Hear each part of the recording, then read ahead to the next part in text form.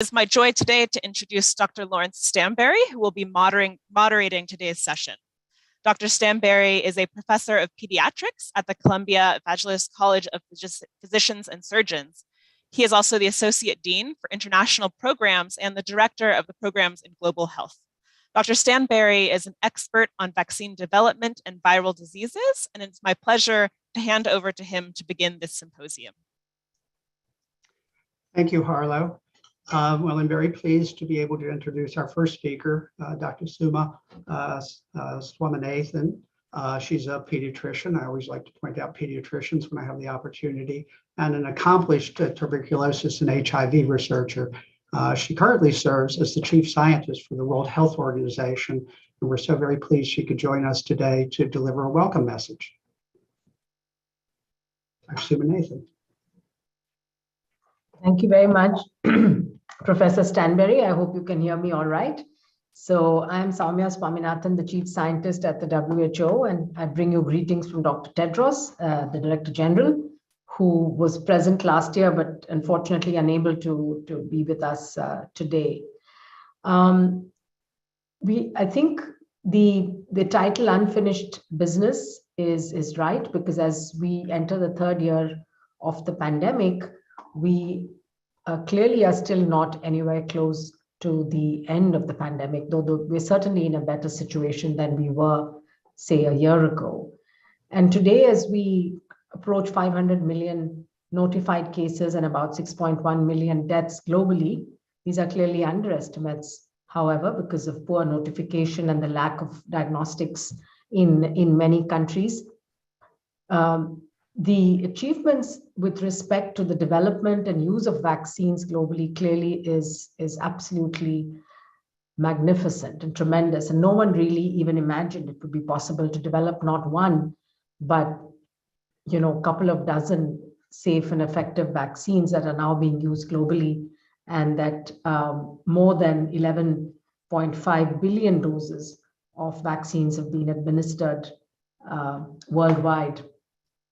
64% of the world's population has received at least one dose of the vaccine, and over half the world is now fully vaccinated. However, when we start breaking those numbers down and looking at the populations living in different parts of the world, that's where then the inequities are very obvious, very stark. And when you begin to realize that this is not the way that a pandemic really should be handled. We've seen this happen in the past. We've seen this happen with HIV/AIDS, for example, where it took over 10 years to get treatments into sub-Saharan Africa, for example, after they were available in high-income countries.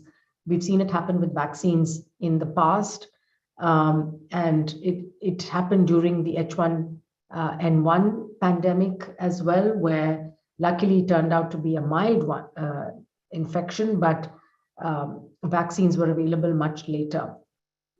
Now, to address some of these concerns, the WHO with partner agencies did set up COVAX, so with Gavi, with CEPI, and with UNICEF, to have an end-to-end approach to support vaccines in early development. That was a role of CEPI. CEPI itself was set up after the experience of Ebola to address the issue of these pandemic potential pathogens that there were no market forces for.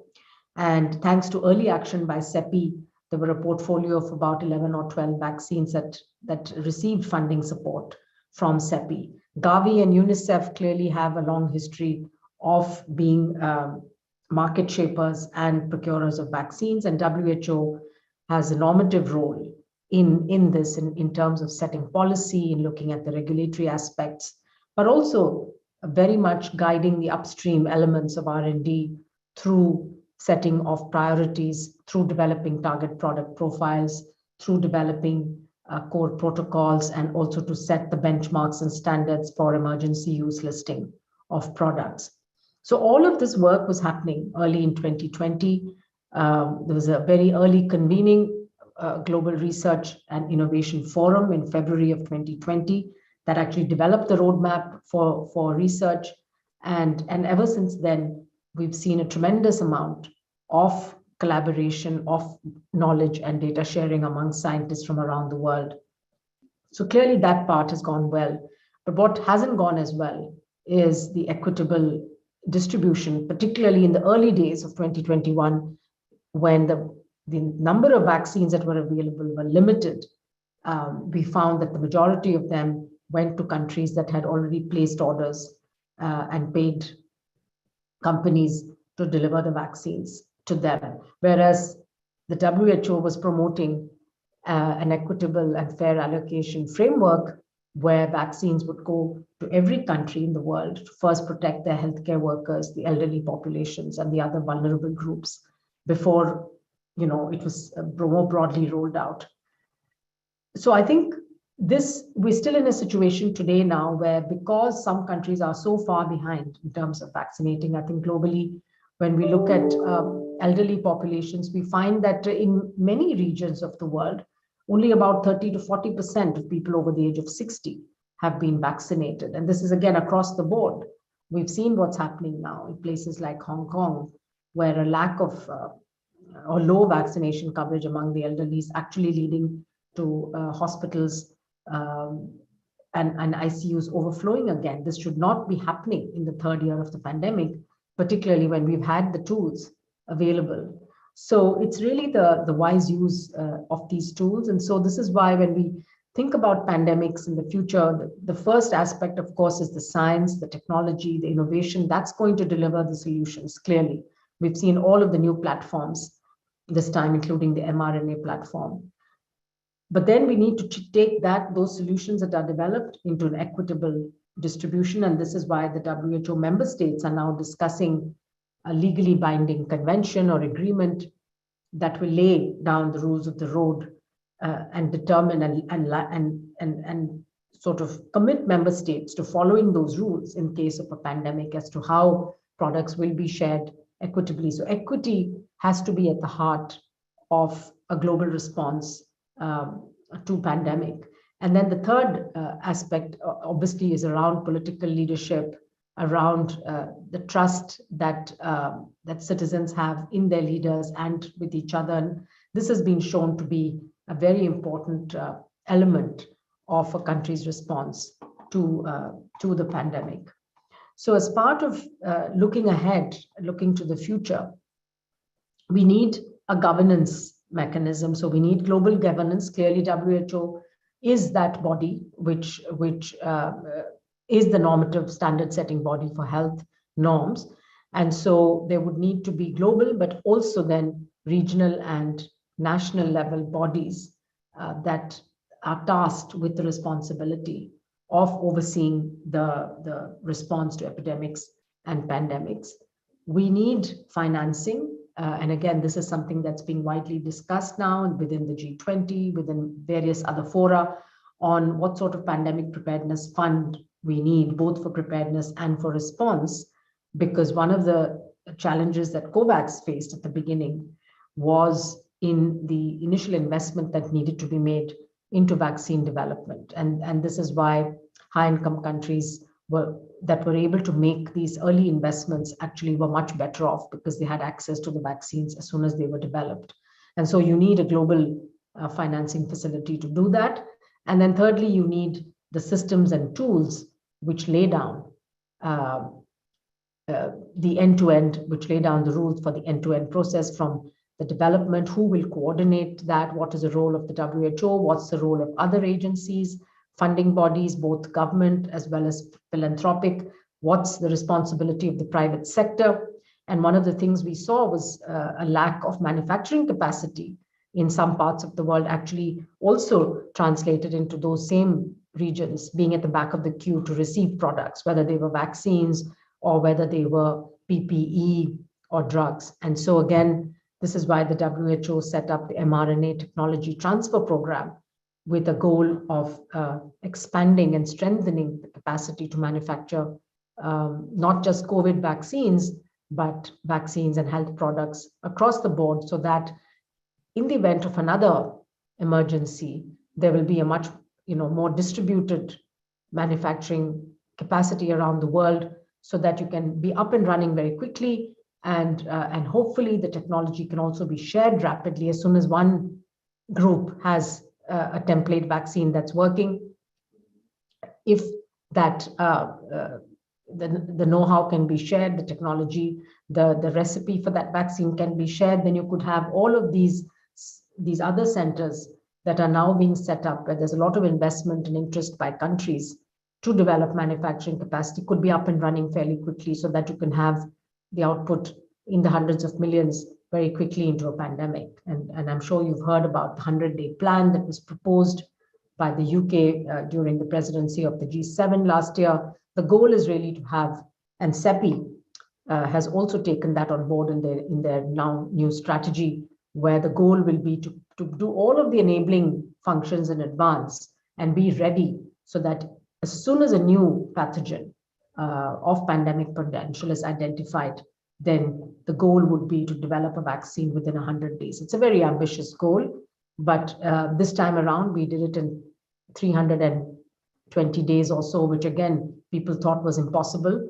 So perhaps reducing that time further through implementing some of the lessons that we've learned, and I'm not going into those now because of a lack of time, but clearly we've learned lessons on how to do global clinical trials in terms of setting up these platform trials. We've learned that regulatory harmonization can actually really shorten timelines a lot.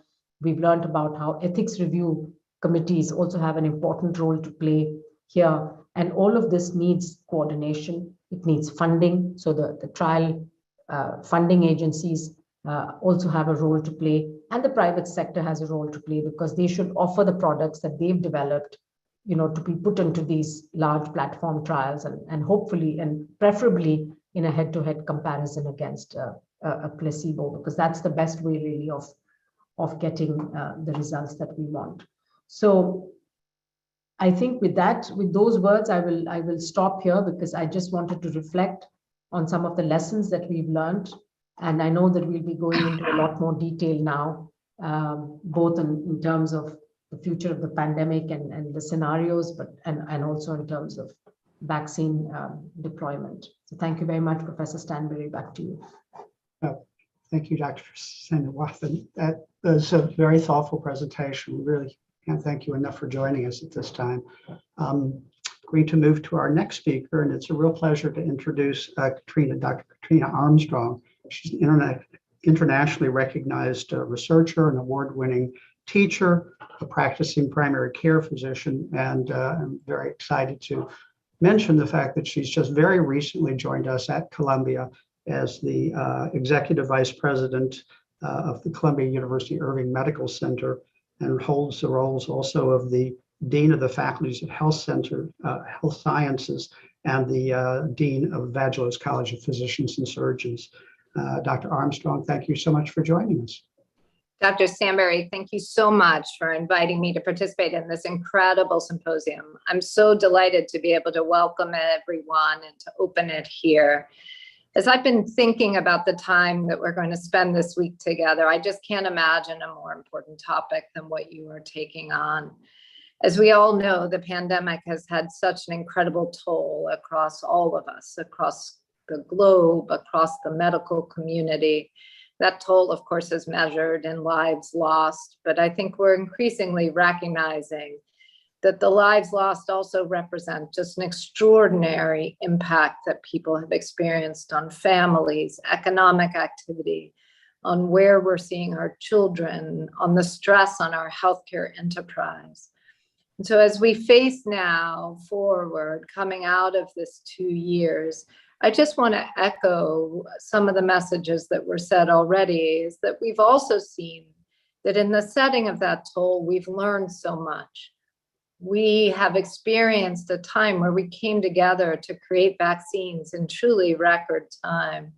There's been so much transformation of the healthcare system to really change essentially everything that we did, to embrace new teams, new role groups, new ways of delivering care that, as you know, we've been hoping for certainly decades.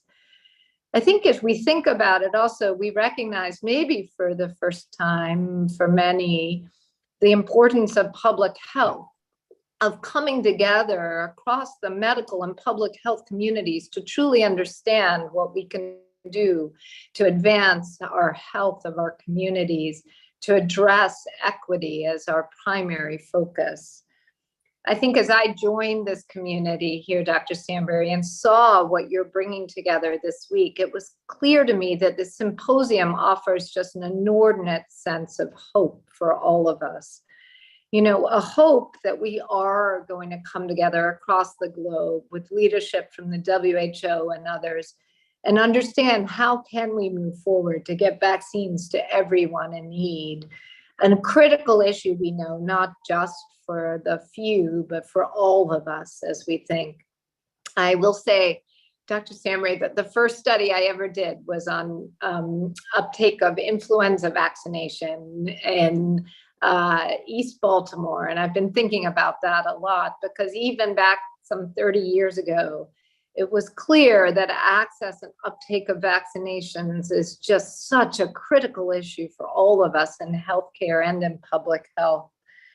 I also think we can learn from this to think more broadly about how can we develop treatments and have preventions when we go into it knowing that we have a commitment to deliver those incredible advances to everyone, to ensuring that we create advances that are able to be reached, accessed, and delivered across the globe in ways that will elevate health here and everywhere.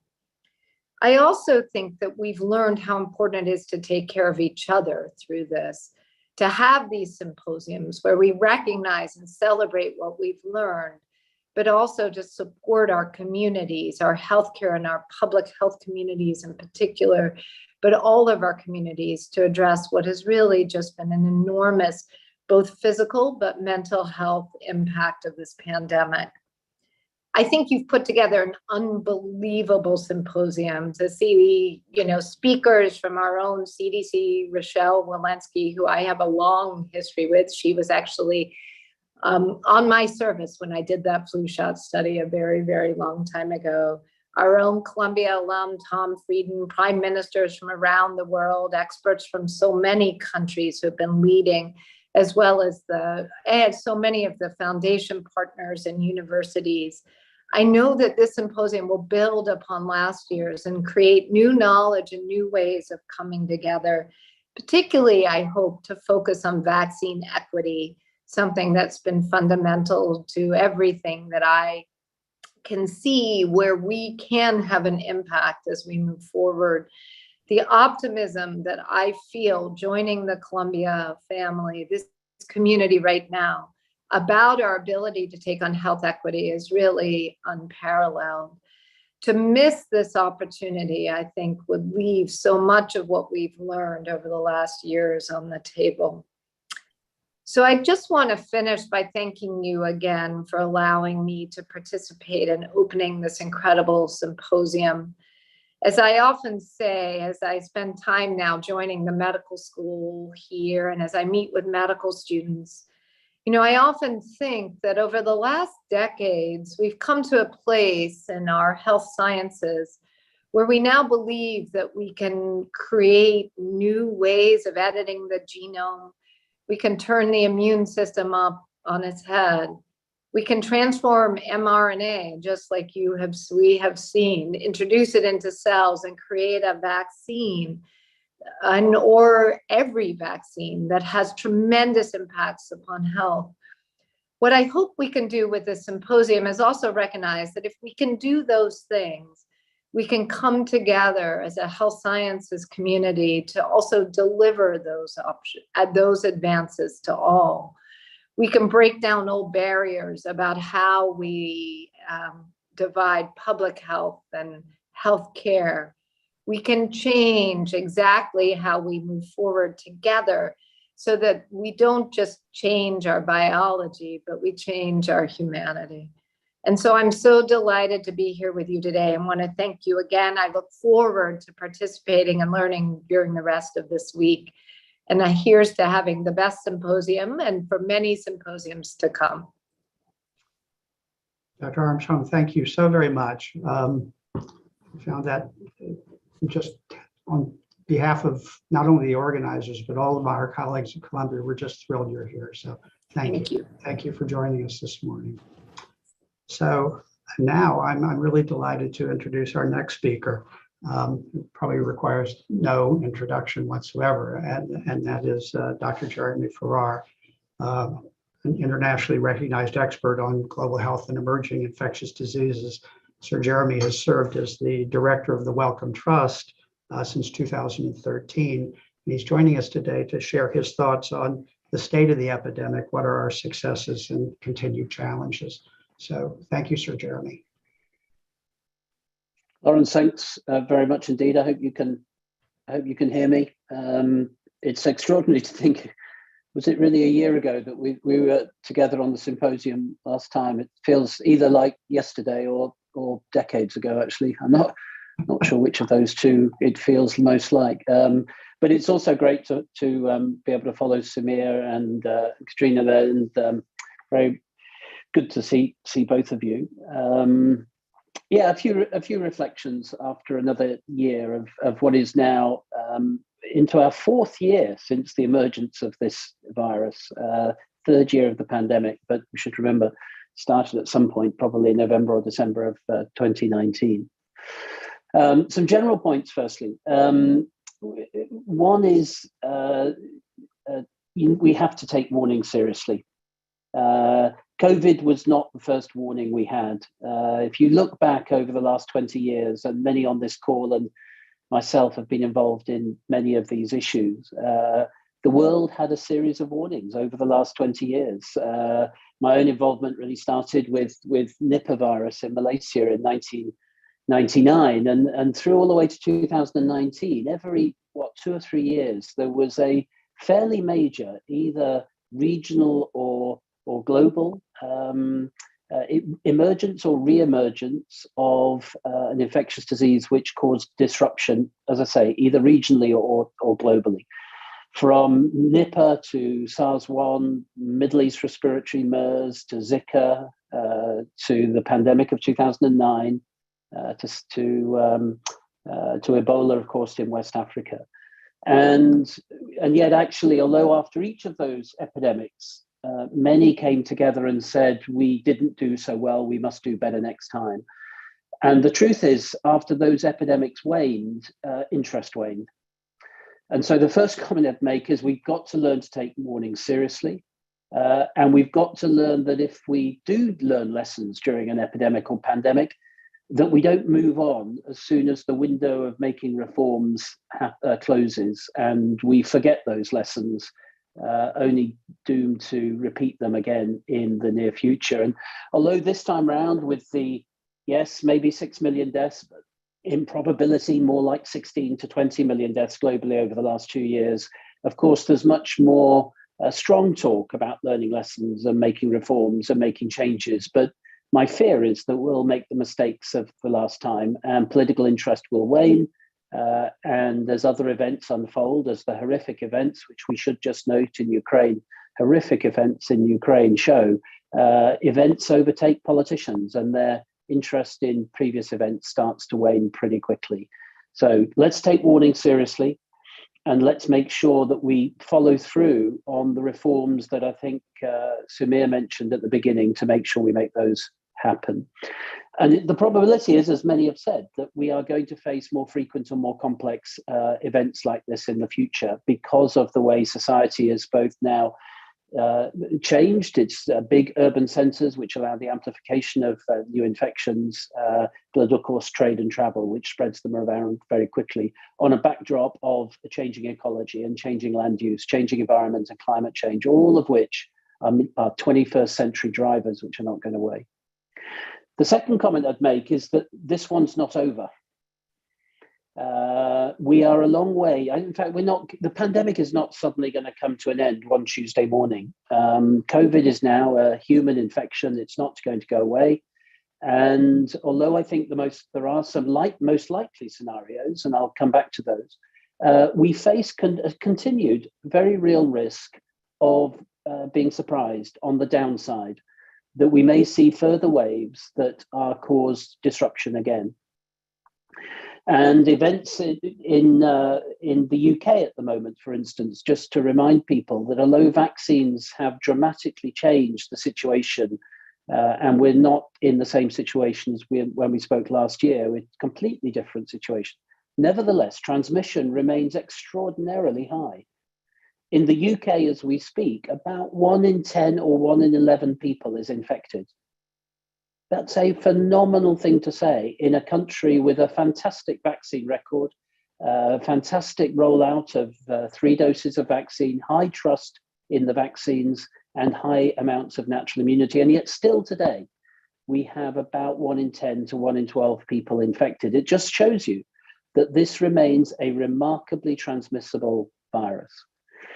And I suppose one of my biggest concerns at the moment, away from the high transmission that's in the UK at the moment, and it's good to see, I think, George Gow on the phone here. One of my biggest concerns at the moment is what is going to happen when I believe inevitably China, with 70% of the world's population, goes through a very large-scale nationwide epidemic by Omicron, B2 variant, or future variants. And with vaccination uptake, particularly in the elderly, being lower than we would like them to be, including in China, I think that poses a very real risk of very high amounts of virus continuing to circulate. And evolution is essentially a factor of numbers. And if we suddenly have 17% of the world's population getting infected with a highly transmissible virus and a very different population immune landscape to the rest of the world, given no natural immunity in China and very different vaccines, then we risk the potential of an evolutionary pressure on the virus in a very large scale. So although I think it's entirely reasonable that politically the world is moving on and politically the narrative is around a transition from the acute phase of the pandemic to a more endemic phase with seasonal outbreaks, and I believe that to be the most likely scenario. I think there are at least 3 or 4 other scenarios which, as a scientific community, I believe we have to prepare for, because what we mustn't do is leave ourselves exposed to any possibility of going back to something of January, February, and March of 2020. And although I accept the political narrative, I accept the lifting of many restrictions, and I accept the phrase living with COVID, but that is not the same as saying ignoring COVID. And I think quietly and maybe in the background, not in the political limelight, the scientific community has got to commit itself to continuing to work so that we take off the table, if you like, the opportunity for us to go back to March of 2020 and the horror of being in essentially a pre-vaccine era. And what does that mean? What it means is that the scientific community, broadly defined, I think must continue to work on 2nd and 3rd generation vaccines, which reduce transmission as well as preventing people getting ill, increasing the opportunity for mucosal vaccines, reducing the need for multiple boosting doses. Many countries are now talking about a 4th dose of the vaccine within about 12 months of the first dose. It is not possible to vaccinate the world every 3 or 4 months. And if we're considering a 4th dose of vaccine in March 2022, it's highly likely that some countries will be considering a 5th dose as they go into the winter in the Northern Hemisphere or next year in the Southern Hemisphere winter. So that is not sustainable on a long-term basis. And we have no idea whether giving dose after dose after dose of vaccine is going to continue to give an immune boost. So I think we do have to work quietly on some other scenarios, as well as the rose-tinted spectacle scenario, which I think is the most likely. And I would put, let's say, at a 40 or 50% chance. But I think there are other scenarios which are more worrying. Immune escape, waning of immunity faster, not being able to keep up with vaccine boosting doses, or even the fact that long COVID may just be a tip of an iceberg, and that actually infection with this virus leads to other conditions longer term. And we've seen work from Oxford and from the United States looking at lung function and indeed imaging of the brain, which suggests that long COVID may be more than we've previously thought clearly was the consequences after immediate infection. And finally, this pandemic is not the last one. With the changing of ecology environment that I've mentioned, urbanization, trade and travel, we will face more pandemics. And I think the lesson of this pandemic has got to be that you only have at the start of a pandemic, the capacities you have before a pandemic hits. That means surveillance. It means access to the tools, whether diagnostic testing, genomic sequencing, drugs or vaccines. You can only really rely in that first critical 100 days on the things that you had before: public health capacity, clinical capacity, genomic sequencing, surveillance, drugs and vaccines.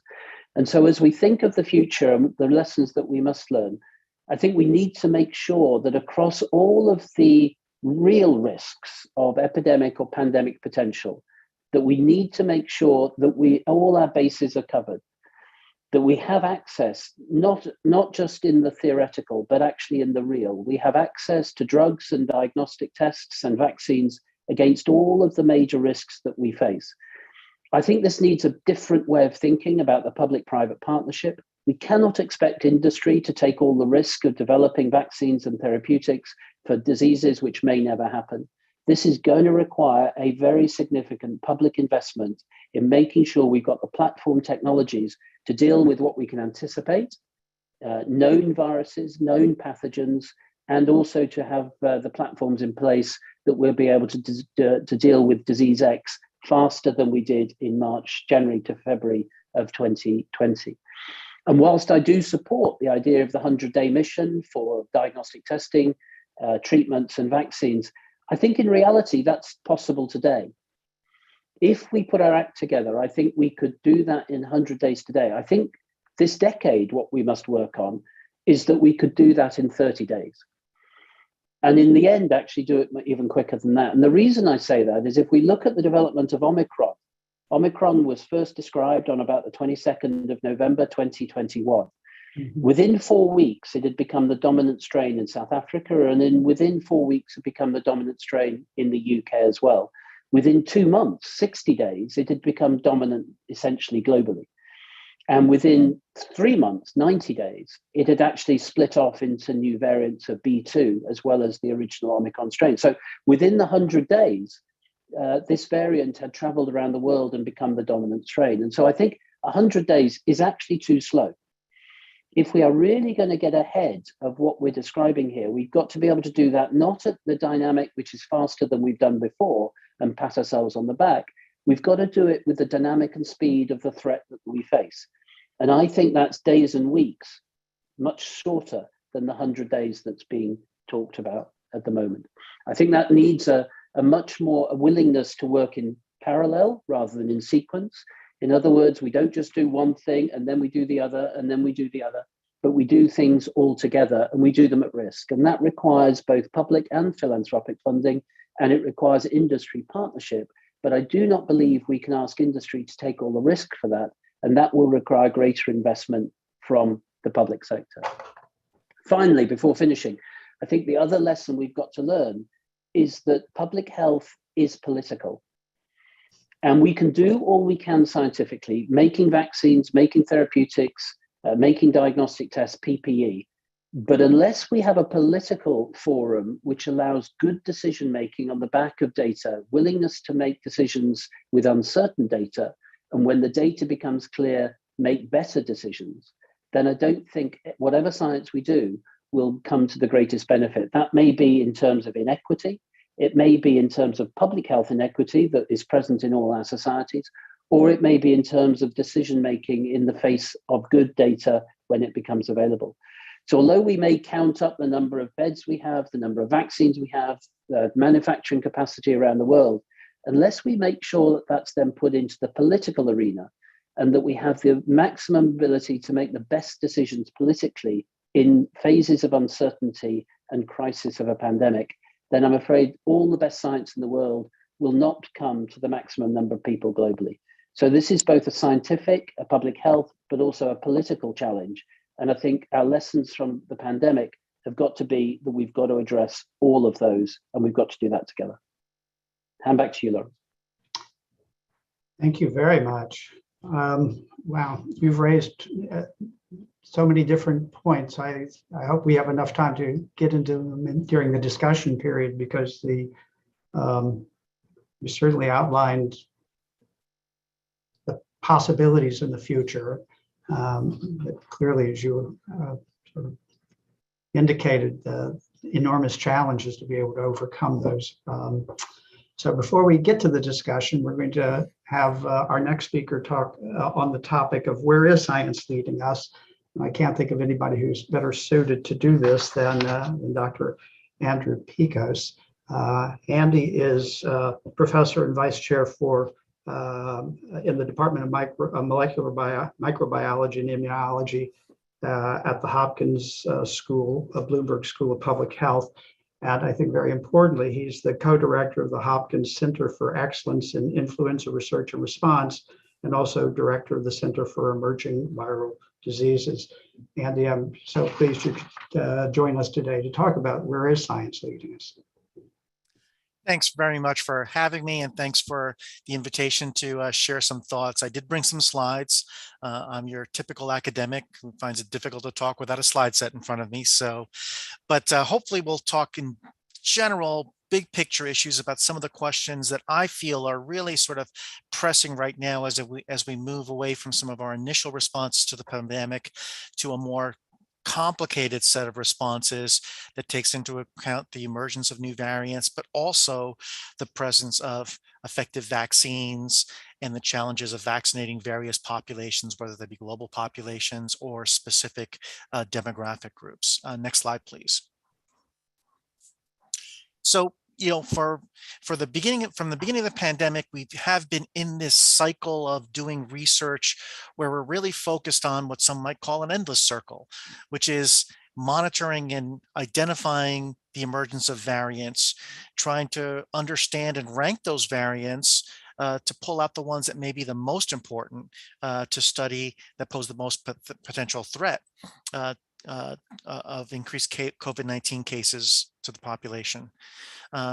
Going through characterizations, both in vitro, looking at virus characteristics, looking at antibody cross-reactivity to variants, trying to do in vivo studies where we use animal models to try to assess vaccine-mediated protection, how well a variant can evolve past that, how well a variant can cause disease, whether disease severity is increasing, and of course, how variants are transmitting in these animal model systems, all of which leads into our public health policy, provides data that then allows us to move forward with strategies to better deal with that variant and cumulatively the appearance of new variants. Now, again, this pandemic is not over, but we are transitioning to another period of time. Next slide, please, where we also have to take advantage of this fantastic ability for us to have all of these vaccines in hand and think about how to best use those, as well as other emerging tools to limit COVID-19 disease in all of its spectrum. And so animal models have served as a very important area to look at a number of different factors, age, various characteristics in terms of comorbidities, how new variants of concern can modulate pathogenesis. And importantly, they've really sort of helped us in terms of understanding vaccination and what our goals are for vaccination and how we need to modify our vaccination approaches to achieve whatever goal we want to have in terms of the effectiveness of the vaccines. But now rapidly, some of my colleagues have used this term immunobridging, where many of our studies now are really focused on trying to understand the complexity of the human population in our animal models to try to get at more effective strategies of vaccinating specific groups. So new vaccine regimens, perhaps that take us away from the vaccines strategies that have resulted in very high and rapid induction of immunity and transition us more to strategies that may facilitate long-term immunity. Understanding that there are very different demographic and clinical groups of populations that may require slightly different approaches to achieve maximum vaccine efficacy. And the understanding of that vaccination really can run from a spectrum of sterilizing immunity down to protection from severe disease and death, and that we have to, as a society, come together and try to understand what it is those parameters are that we're going to set for COVID-19 vaccines going forward. Next slide, please. So I'm going to go through a few scenarios and ask the questions that are particularly pressing to me from my perspective. I think what I want to start with is what I call the Omicron effect, which is it's hard to understate how much of a change Omicron made to our landscape of our understanding of SARS-CoV-2. It's massively significant increase in transmission. It's equally massive change in antigenic structure and its ability to evade pre-existing immunity. Coupled with things we don't talk about perhaps as much, which is altered disease, perhaps linked to altered sites of replication, the distinct lack of anomisia versus more sort of throat symptoms with these virus, telling us that this virus has done something different. It's adapted to us and is doing things in ways that other variants have not.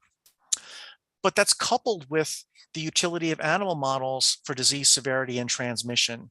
And it's not often discussed, but Omicron, while it's become an even better human pathogen, we seem to have lost our ability to use some of our animal models of infection as effectively as we have been in the past to study other variants. Omicron doesn't cause very severe disease. It's difficult to replicate in some animal models, and it's almost completely lost its ability to transmit in those animal models. So we're losing tools to study viruses, to study variants with the emergence of a variant such as Omicron. So from a virology perspective, it's important for us to really start to think about, does Omicron represent sort of an upper limit of SARS-CoV fitness? Does it define a fitness landscape where we're going to seek future variants move through? Or does it perhaps represent a doorway to which we're going to enter into a whole new set of ability of SARS-CoV-2 to move and mutate and accumulate new properties? Linked to this is the significance of understanding that SARS-CoV-2 has moved into other new animal reservoirs here in the United States. It's the white-tailed deer population. And what does that mean in terms of new variants that are circulating in that population that may have the potential to come back into the human population as a reverse zoonosis? Next slide, please. If we think about virus load and disease, it's important to understand that SARS-CoV-19 has both acute and chronic phases of disease. The acute COVID-19 is really that short-term illness that's driven by virus replication and that immediate damage induced by the virus. But severe COVID is really shifting to an aberrant immune response. And when we think about long COVID or PASC, that's a completely different other mechanism of disease that's being driven by unknown mechanisms at this point in time. And factors that predispose an individual to developing PASC are still incredibly unclear. And then, of course, the Omicron effect is the important thing here, in that Omicron infects most animals less efficiently again and induces much less disease. So understanding perhaps Omicron as a mediator of PASC may be very difficult because of this other property that the virus has seemed to have lost during its evolution in humans. So again, the important question are there roles for immune system modulators in controlling severe COVID-19? We know from our work with steroid treatments that there's a nice sweet time to treat people with steroids that helps relieve severe disease. We don't want to do that too early for risk of allowing the virus to replicate better, but we also don't want to do it too late because those therapies then become ineffective. What are the virus and host factors that drive PASC? Will antivirals and reduce PASC as vaccines seem to be able to do? And do variants that cause increased virus loads require different levels of antivirals or immunity for control? We've seen a whole spectrum of these variants come through. It's quite possible that the level of antiviral treatment or immunity that we need to protect against variants in the future may need to be modified based on those viruses' properties. Next slide, please. Transmission, I think, is the most important thing that we're seeing with SARS-CoV-2. There's been an emerging increase in transmission for variants from the beginning of the pandemic. The animal models have been fantastically useful for us in terms of studying SARS-CoV-2 transmission until we again, come back to the Omicron effect, which is Omicron transmission now doesn't seem to occur very readily in animal models. And therefore, we've taken away one of our tools that, again, was important to understand what it is that's driving transmission and how we can use as a study of transmission to help us deal with COVID-19 cases. So important questions from the transmission side is, what is the source of the virus that's mediating transmission? And what is the contribution of droplets versus aerosols to transmission? Those can be generated in different parts of the respiratory tract. Both represent very distinct things that need to be controlled against if we're thinking about ways to limit transmission with vaccines or antivirals. Again, can vaccines be designed to limit transmission? What are the virus factors that are associated with increased transmission, and what are the host factors that are associated with increased transmission?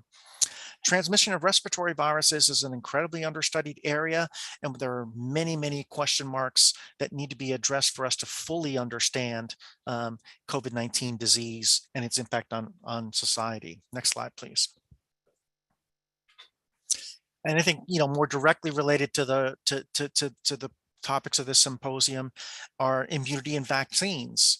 And I wonder, should we really be surprised that COVID-19 vaccines protect better from severe disease when compared to infection? If we think influenza, there's a long history of vaccines against respiratory pathogens protecting better against severe disease than from infection. There are other viruses where the respiratory tract is part of the virus's natural life cycle. Think measles. Where vaccines can be quite effective at both reducing transmission and disease. Where do we draw the line in terms of what we want from a vaccine? And do we need to find different approaches to mediate transmission, to effects on transmission, infection versus severe disease? So would an intranasal vaccine provide long-term protection against COVID-19? What combination of intranasal and intramuscular vaccines would provide optimal protection against COVID-19? Questions as simple as, can long-term immunity be sustained in the nasal tract? We know that we can do that systemically, but can we do that within the respiratory tract for significant amounts of time? And is there a relationship between serum antibody levels and nasal tract antibody levels? Because again, if we're thinking about vaccines that block infection and that block transmission, we have to think more broadly than just what's in our blood, because we need to know what's going on in terms of immunity at the site of infection. Next slide, please. And of course, one of the common things that we start to hear about more and more these days is COVID-19 and influenza being viewed as perhaps things that we should be dealing with similarly, that may require sort of approaches where both of them can be the target of our interventions collectively. Next slide, please. I think it's important to note that COVID-19 is not influenza, not right now. It may well look like influenza sometime in the future, but not right now. COVID-19 disease severity is higher than influenza in most age groups. The number of COVID-19 cases during waves far exceeds what is seen with influenza. And we are, though, going through a transition to immunization of populations with pre-existing immunity, something we do with influenza, something that wasn't thought about very much at the beginning of the pandemic, but it's certainly coming to fruition now as we talk about vaccinated, infected populations getting boosters, as well as having that emphasis on immunologically naive populations getting vaccinated. So again, these questions of, will we need annual boosters? How much do we rely on immunological memory to protect from COVID-19? What's the level of protection we're striving for in terms of the long term? Is it 90% reduction in hospitalization? Is it 50% reduction in hospitalization? These are hard questions that need to be discussed because they drive our approaches in terms of our vaccine strategies. And of course, as Jeremy just mentioned, the question of, will COVID-19 become a seasonal disease, and when it will become that is again a critical thing. And last slide now. And again, I'd like to thank members of my laboratory and all our funding mechanisms. I'm really looking forward to the discussion that we have here. I know I've mentioned too many questions to be able to handle, but it really is my point being that there is so much that we need to continue to do as we evolve our strategy based on vaccines to deal with COVID-19 disease in the future. And again, thank you for your time.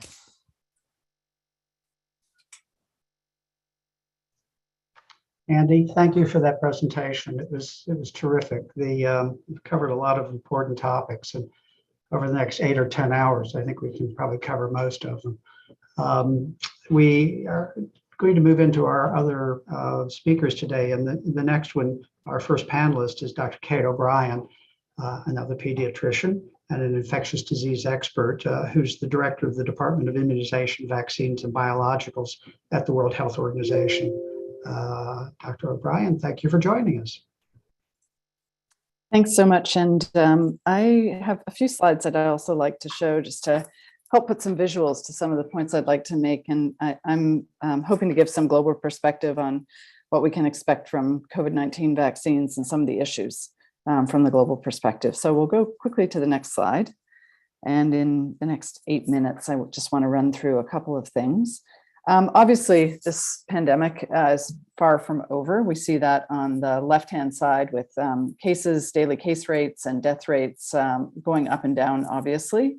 On the right-hand side is the example, very contemporary, from the Western Pacific region with a huge increase in cases and a huge increase in deaths. And yet something slightly different from the Euro region with an increase in cases. We'll see where that goes. Not yet a death toll that is following that, but the deaths, of course, follow the cases. Next slide, please. So we are certainly not out of the woods yet on this pandemic. And I want to talk mostly about sort of 4 critical domains to address the pandemic on the vaccine side of things: the strategy, the vaccine is designed to address the needs, the supply and delivery and demand. And those really need to come together to create the impact to end this health security crisis. So next slide, please.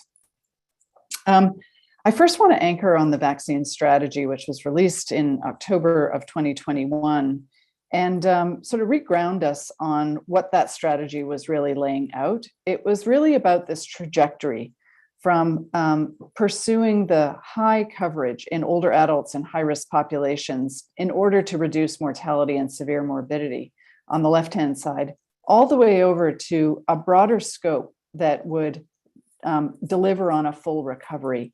And that meant addressing future risks, reducing transmission, and to do that required broader coverage. And so it was this 70% target that was in service of these broad goals, but primarily addressing the right-hand side of that vaccine strategy. And that 70% number came from some technical analyses to underpin it, with the rationale that an ambitious target would provide this substantial health returns, would further reduce disease burden by reducing transmission, including through adult vaccination, and would catalyze political will for at-risk investments in order to really deliver on a full recovery. Next slide, please.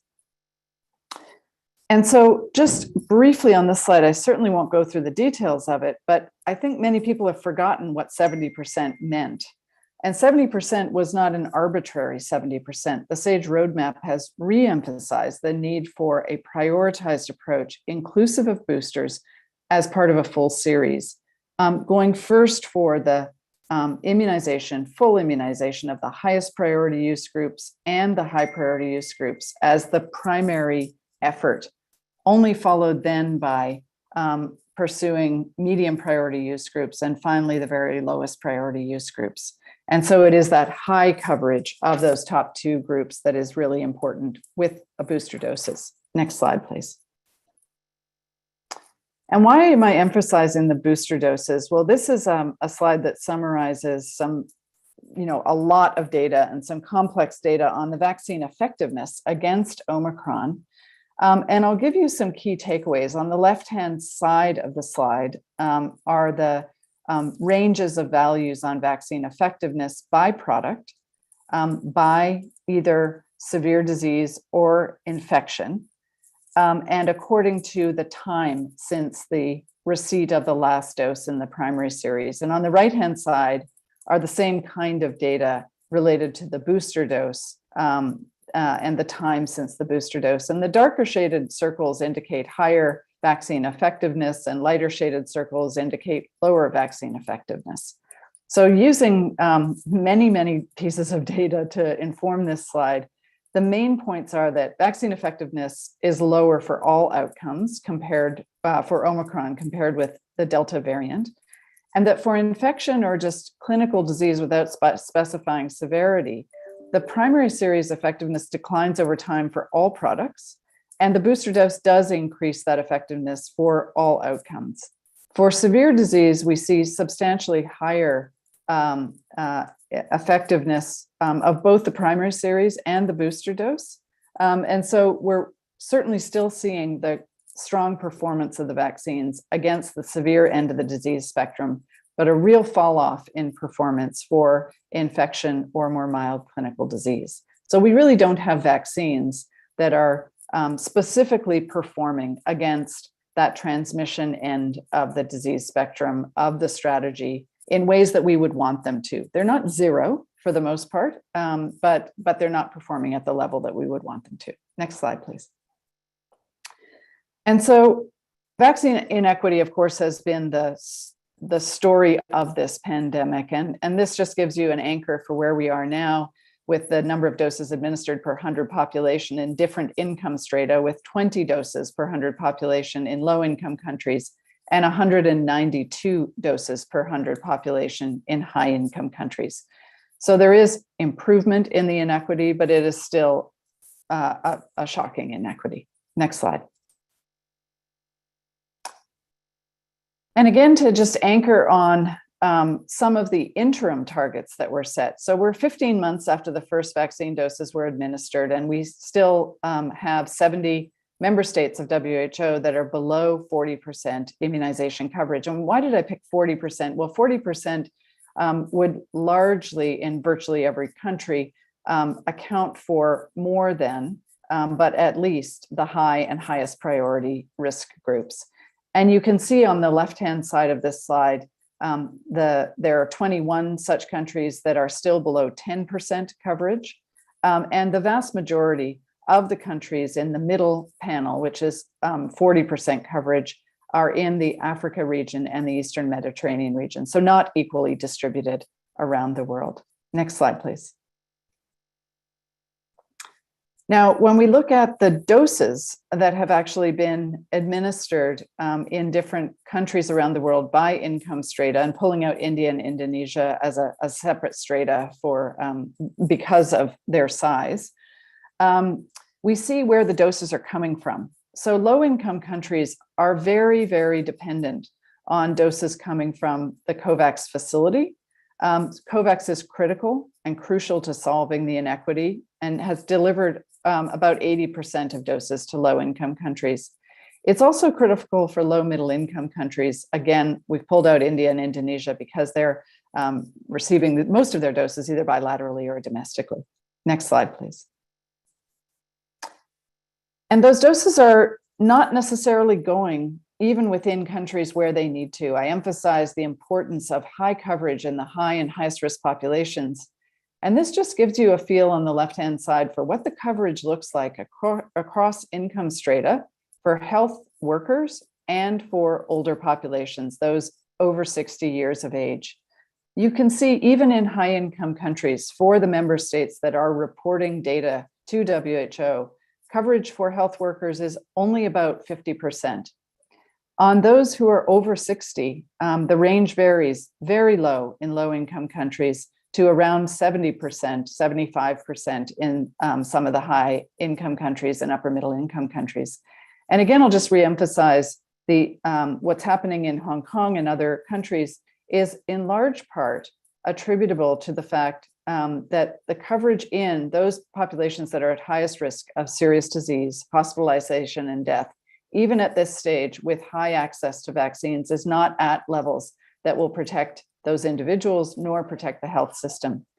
And so although we have had a coverage target that has certainly rallied the world around what needs to be done, a 70% target, we're now pursuing more clear messaging that 70% isn't just about 70%.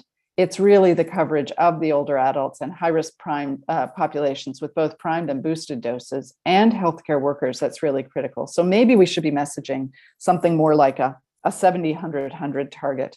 how countries proceed towards a global coverage number is as important as getting to the target itself. Next slide, please.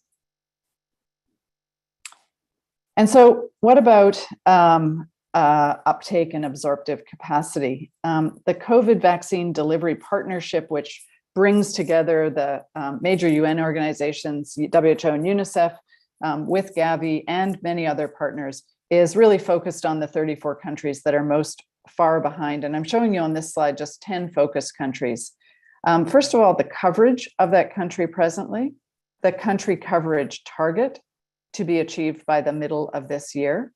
And then in the dashboard, yellow, orange, green, and red circles is the fold increase in that daily absorption rate that countries would have to achieve in order for them to achieve their country target by the middle of 2022.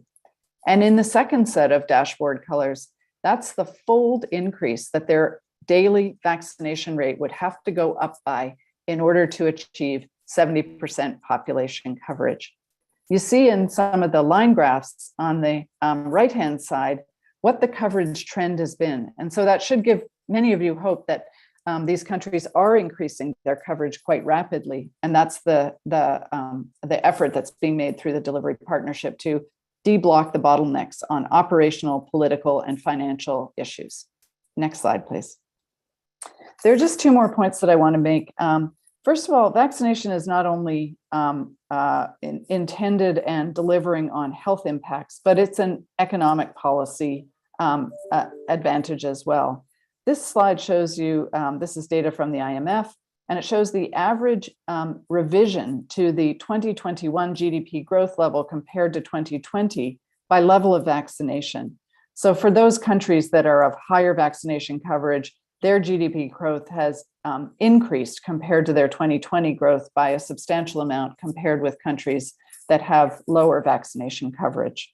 Next slide. And my final point is just really to turn our attention also to what the opportunity cost is of all of this disruption, both of COVID and the impact of COVID vaccination scale up. So the importance of being able to walk and chew gum at the same time. Routine immunization services have been heavily disrupted as a result of the COVID pandemic, which is shown on the left-hand side of this figure. Both routine facility-based immunization and routine outreach immunization services are disrupted in about 50% of all countries in our pulse survey, our third pulse survey of essential immunization services at the end of 2021. On the right-hand side are the proportion of countries that report disruptions to routine immunization services as a result of COVID-19 vaccine scale up. And you can see that those disruptions are about 50% of countries are reporting disruptions to outreach services, and they're really focused on the disruptions that are occurring to school-age children and adolescents, which means predominantly HPV vaccine. And so a real gender gap here about what the disruptions actually mean. So that's my last slide, and I hope I've been able to walk through what the situation globally is on COVID-19 vaccine, but also what the implications are for being able to achieve these targets. And so we've got to be able to both protect routine immunization and scale up COVID vaccine as we move through these coming months. Thanks so much. Dr. O'Brien, thank you very much. That was a remarkable presentation. I'm honored to be able to introduce our next panelist, and that's Dr. George Gao. He's an accomplished virologist and immunologist. And Dr. Gao is the Director General of the Chinese Center for Disease Control and Prevention. He's also the Vice President of the National Natural Science Foundation of China and Dean of the University of China Academy of Sciences Medical School. Dr. Gao, thank you for joining us so very late at night in Beijing.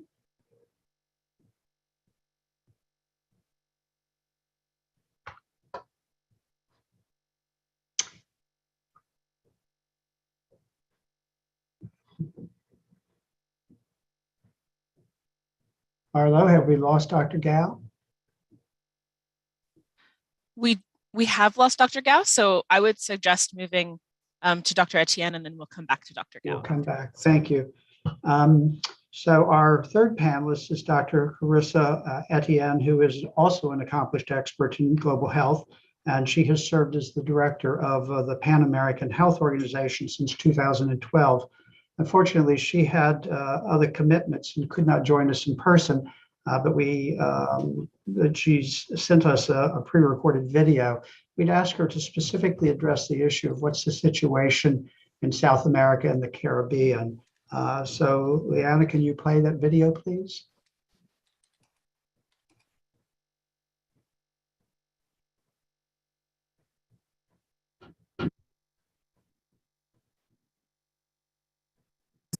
Distinguished organizers and distinguished presenters and panelists and participants, let me say that I am honored to join you to reflect on the lessons from the past 2 years of this pandemic. I am grateful for this opportunity to share PAHO's perspective and speak to the challenges and opportunities that we see in the Americas to expand COVID vaccinations. A lot has changed over the past 2 years. When the COVID-19 virus first began spreading through our communities in March 2020, we really didn't know much about this virus. But since then, thanks to the unprecedented collaboration of scientists, researchers, and regulators, including many in our region, we developed safe and effective vaccines against COVID-19 in record-breaking time. The impact of these vaccines cannot be understated. We've seen COVID deaths and ICU admissions drop as vaccination coverage rose. COVID-19 vaccines became and remain our most powerful tool to save lives and protect our communities from this virus. For the last 16 months, we have witnessed the largest vaccination campaign of our lifetime as countries everywhere race to protect their populations with COVID vaccines. But unfortunately, vaccines have rolled out along the fault lines of inequity that have long divided our world as power, not need, dictated who had access to vaccines first. At the beginning, we saw high-income countries acquiring and distributing life-saving vaccines much earlier and faster than their less well-resourced neighbors. Delays in production, export bans, and limited vaccine supplies also left our countries vulnerable. And our people paid a high price. Nearly half of all global deaths were in the Americas, even though our region is home to less than 13% of people around the world. But thanks to the tireless efforts of countries and territories throughout the Americas, and the generous support of donors like Spain, the United States, Canada, and France that helped secure doses when supply was low, we've accelerated coverage across the region. More than 677 million people in the Americas have been fully vaccinated, including 65% of the eligible population in Latin America and the Caribbean.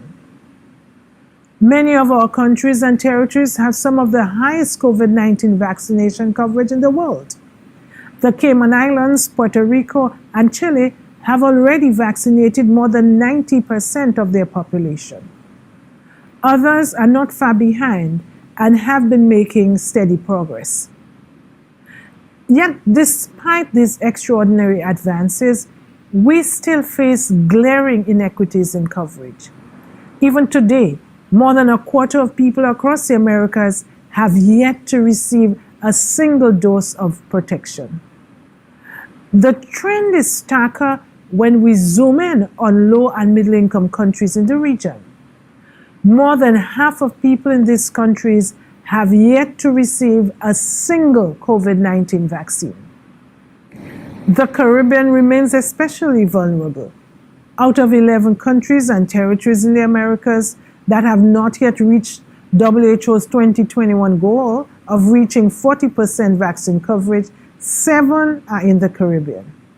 In Haiti, less than 1% of the population is fully vaccinated. And even in places with high overall coverage, some of the most vulnerable, such as the immunocompromised and the elderly, have not yet been protected. In some areas, vaccine rollout in urban centers has outpaced distribution in rural areas. In other places, indigenous people and Afro-descendants have been left behind, leaving them and our health system at risk. Supply is less of a barrier now, but access remains the main challenge. In some cases, location is a primary hurdle, as vaccination centers are often located in central areas, which may be far from the people who need them the most. In some countries, short staffing and limited cold chain infrastructure have slowed down campaigns that were trying to reach the farthest corners. And there are those who remain unvaccinated by choice. To understand why, our teams have been exploring people's attitudes towards vaccines.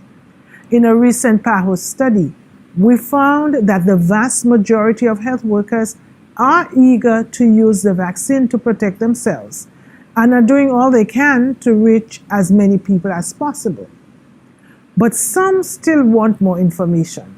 They have questions on potential side effects or on how long the benefits of the vaccine last. And these questions are keeping them from getting vaccinated.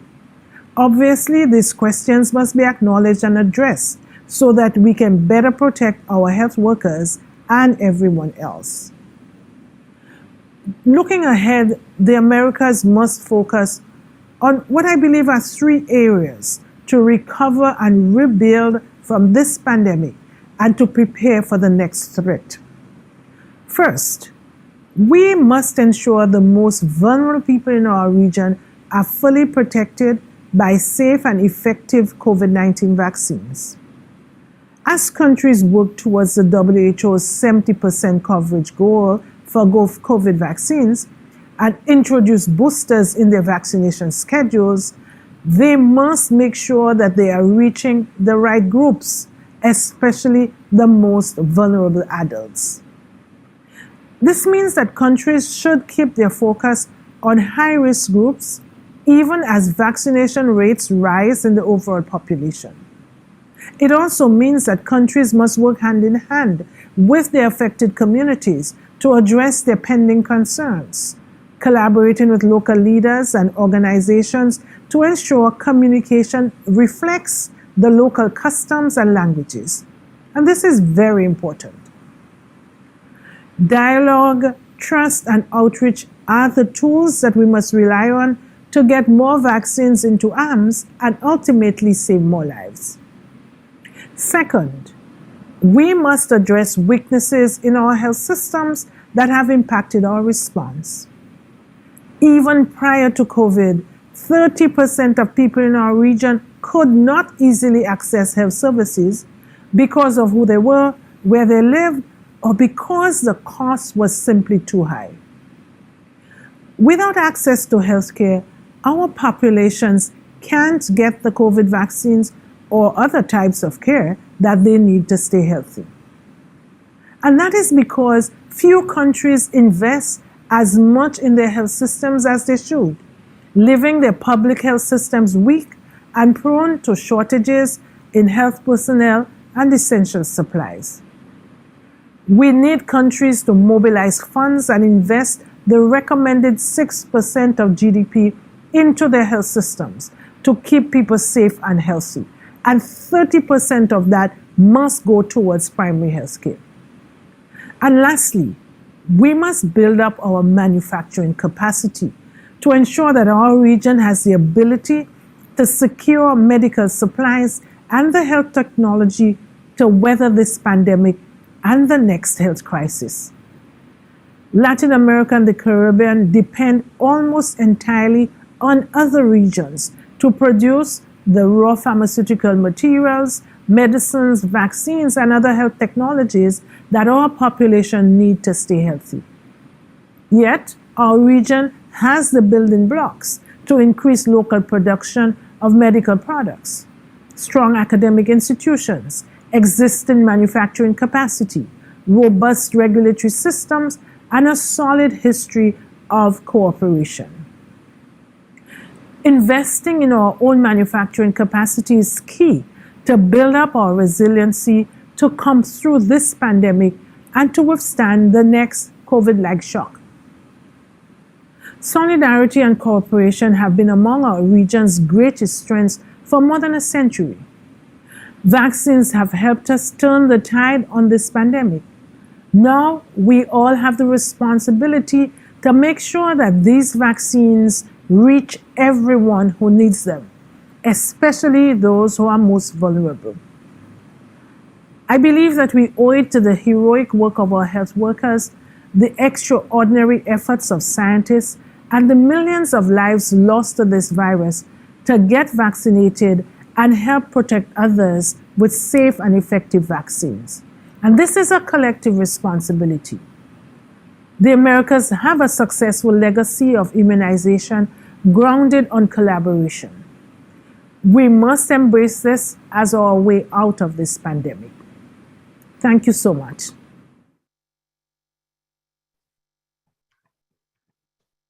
Thank you, Leanna. Well, it's very good of Dr. Etienne to be able to give us an update on the situation in Central South America and the Caribbean. So I don't think Dr. Gao has been able to rejoin us. So I think what we'll do is go ahead with our discussion and open it up. We've got Andrew, Jeremy, and Kate with us. And I'm just going to start things off, but it should be a general discussion amongst us. One of the things that you mentioned, Jeremy, was around trying to get things down to 30 days in terms of production of or creation of a vaccine. And Kate sort of touched upon the fact that there's essentially what I view as three pillars, right? You've got to be able to create the vaccine, manufacture it, and then be able to distribute it, and then you've got to get people to take it. And it seems that we've done a remarkable job in terms of the creation in 100 and 300 days, whatever it has been. And we're very fortunate, I know this sounds like a terrible thing to say, that the case fatality rate on SARS-CoV-2 was substantially lower than the case fatality rate on SARS-CoV-1. And had we had a different virus, I suspect we would have had very little vaccine hesitancy. With the 40 or 50% mortality rate that was being seen with the original SARS. So my question to you is one of, when you look at the immunization schedule of one dose followed by 3 or 4 weeks later, a second dose, is, as we all know, not a traditional sort of vaccine schedule. And it was clearly designed because we were in the middle of a pandemic and lives were being lost, and it was a rush to get something out that was going to be able to get into the arms of people quickly and get approved by regulatory agencies. So we're seeing that that's waning and boosters are required. In fact, a lot of people felt this was going to be a 3-dose vaccine to begin with. That was just not practical in terms of what was going on in a pandemic. Going forward, not around this pandemic, but future ones, how would you design things differently? And sort of also, Jeremy, speaking to what you were talking about, thinking of your work with Nipah, but this virus and what Andy said in terms of the fact that we've seen so many variants arising, the strain upon which the vaccine is predicated is a bat virus. It's not a human virus. Omicron and Delta are human viruses. They've adapted to be, like you suggest, probably in the newest endemic coronavirus. So how do we do things differently next time? Because if we've got a vaccine after 30 days, is it still going to be a mouse or a bat or a pangolin virus? What would be different? Well, I think we should remind ourselves that as far as I'm aware, Kate and Andrew may disagree with this, but this is the first ever RNA vaccine being used at any scale. And whilst we do talk a lot about vaccine hesitancy, and it's a crucially important thing, Soumya's statement at the start that there's 12 billion doses have been given out I mean, who would have guessed 2 years ago that we use a totally novel technology, never used before in anger, would be getting to 12 billion doses within two? I mean, you'd have bitten your right arm off for that. It's absolutely staggering. And if you think of that progress now, and then think of what is the real moonshot over the 2020 decade, in my view, it is not just to incrementally improve where we are today. It's to take what we've done today and push it into a whole new era. And I think that whole new era is certainly going to include the mRNA vaccines, but I would hope that in future they may be able to be better targeted to the professional immune system. They may be even more adaptable than they are today. They may even be in some ways linked to traditional vaccines to give you a mix and match or an adjuvanted approach or whatever. I see that mRNA vaccines that we have today as very much the first generation beta version of them. And I suspect in the coming 5, 6, 7 years to the end of the decade, we are going to see substantial progress in vaccinology that is almost unimaginable from 2 years ago. And then I think lastly, for what we need to get to is where across all of the families that we know of that could cause regional epidemics or pandemics, that we have really good safety data for the platform, that the pathogen of interest can be inserted into that platform in a sort of similar way that we do with flu, and that then we have the critical manufacturing capacity in a distributed way around the world. I've proposed that this is based in what I call small population countries. I think that's the only way to get over vaccine nationalism, where a country could produce for its own citizens very quickly and be exporting very quickly. So if we do all of that and a regulatory environment that is permissive and is on the backdrop of known safety profile of these platforms, I believe we can do much, much better than 100 days and get there much quicker with everything lined up prior to a crisis developing. Thanks. Maybe if I can add to that. So, Larry, your point about, what are we vaccinating with too in terms of the vaccine? I think that was something that was very much on everybody's attention, at least from the scientific community early on. And I know that the vaccine manufacturers were keenly aware of thinking about influenza as the model, right? About a need to perhaps update. Again, one of the remarkable stories I think about this vaccine is that we've still seen a very strong protection against severe disease, even without updating the vaccine to circulating strains. And that's a fantastic thing in terms of understanding the breadth of the immune response. Again, up until Omicron, we'll get to the Omicron effect again soon. But, you would need a boost perhaps because of waning immunity, but the same vaccine is protecting against all variants up until Omicron. Now, again, Omicron is representing a slightly different challenge, and we're going to have to think carefully about how this goes forward. It seems the current vaccines are still working with cross-reactive Omicron antibodies, but now we've got Omicron-infected individuals who are going to get vaccinated. Do we look at them in the same way as we look at naive individuals? Do we look at individuals who have been vaccinated then infected in the same way when we think about yet another booster? The complexity of this is just getting more and more sort of layered.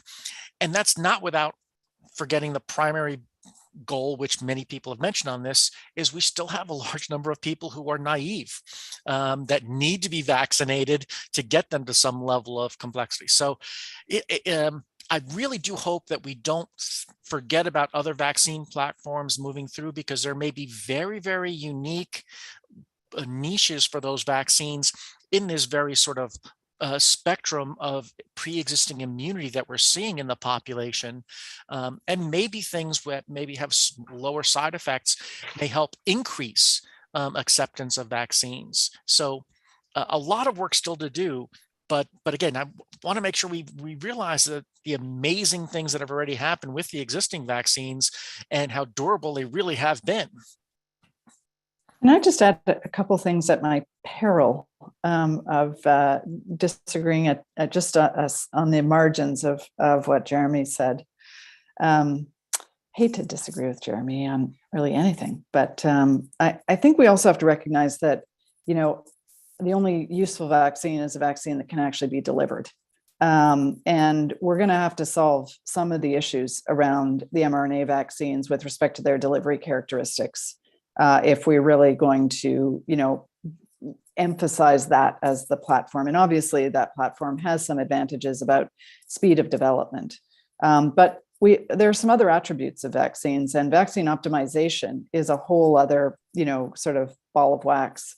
The durability over time of what the actual performance of the vaccines are. And we're starting to see some differentiation among the platforms that are a little bit unexpected about what the durability over time is. The second is the breadth and depth of the immune response and the affinity maturation of the antibodies, also the characteristics of the T cell response. So I think we should also, apart from the delivery characterization and delivery characteristics that would lead to optimization of a product that can actually be delivered, I think we also have to really have a certain amount of patience with the science that's developing about what exactly these vaccines do in the sequence, and especially around hybrid immunity, meaning infection-derived immunity and vaccine-derived immunity in the same individual. So it's I think a more complex environment than we initially thought, and clearly the initial response was exactly the right approach to go with, which was get these vaccines in their shortest schedule out to people to save lives. And we will continue to, work on what it's going to take to optimize both delivery and the sort of vaccine schedules and the way in which we give the vaccines for their maximum impact. Absolutely no disagreement, Kate. I couldn't agree more. I think, in fact, the danger is, and I hope I didn't give this impression, that the world has got totally seduced by mRNA vaccines and think it's the answer to everything. And I don't believe that to be true. I think they're a very exciting technology, but a huge amount to learn. And I wouldn't give up on the traditional vaccines at all. And I certainly, if I was a country, would not be putting all my eggs in the one basket of mRNA vaccines for the future. Thank you. Dr. Gao has joined us, and so we're so pleased that you were able to come back on. Just really appreciate your thoughts upon where we are with the pandemic and successes and challenges, Dr. Gao. Okay, I'm sorry because I lost my connection. I don't know why, but like my friend Jeremy mentioned earlier, it's something special in China at the moment. So let me give a very brief introduction about where we are now in China, and then we'll come to the immunization or vaccination situation in China. And lastly, I will give you my opinion about where we are and where we are going and what we should do. So first, where are we in China? So, we tried very hard for the last 2 years, from the very beginning for the containment in Wuhan, and of course also expanded for the whole country. And then we come to the suppression for 2 years. It works so well. However, for the last 2 months, very beginning of 2022, and we have so many imported cases, and then suddenly we have the local transmission for the community level communication in China at the moment. As you know, we are it's very serious. Even in the Shanghai, everybody knows the Shanghai city, and also in Jilin province, so many provinces. We counted roughly. You are talking about 64 outbreaks, local outbreaks in China. That's very unusual compared with what was going on for the last 2 years. So at the moment, the virus strain is Omicron BA.2. BA.2 dominating in the outbreak in China. Even for the last year, we always have a mixture of Omicron BA.1 with Delta, but now it's BA.2. So obviously, BA.2 subvariant is very serious. And transmissibility, we estimated at least 3 to 5 times more than the Delta or Omicron BA.1. So far, that is, let's call it administrative decision. We are still running the zero COVID strategy at the moment. So we tried very hard. Well, we don't know whether or not that will work, but we are trying very hard. I hope it will still work. I talked to, at least through the email and the mobile message with Jeremy, and maybe we discussed. Maybe it's very hard, but we are what I'm seeing here. We are still running this strategy. Let's wait and see what we can do for the future. Of course, the virus will exist. Will with us. Will survive together with the human beings. So we only want to save more time. We want to buy more time for the vaccination program, for more, inhibitors to come out. But eventually, I believe, we will. But the thing is a time scale. That's the first situation about where we are in China. So for the vaccination, as you know, in China, we have mainly the inactivated vaccines. So most of the people, they were vaccinated with the inactivated vaccines. Well, we roughly about 87 to 90% of the population. So we have vaccine hesitancy, but the vaccine hesitancy situation is much better than in the other countries. Usually people in China, they are very easy to compile with your advice, with your whatever you were advised to do for the vaccination. So we are talking about 90% for the 2 doses.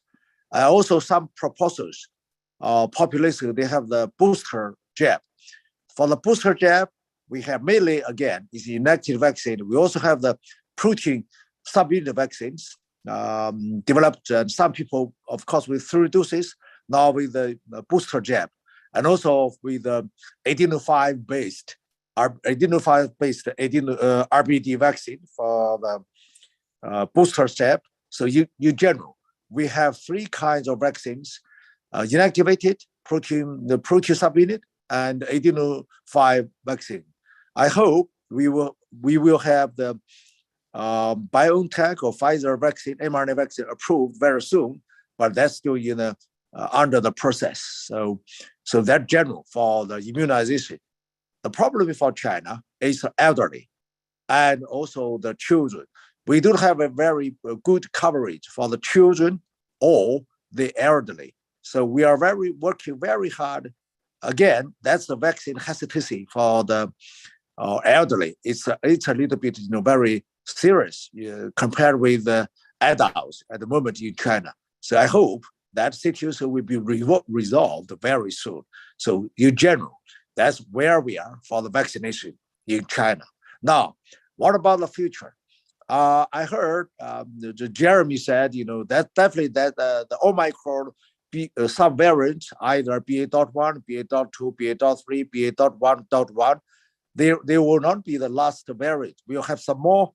Even now we have a Delta Cron. We'll have some more recombinant,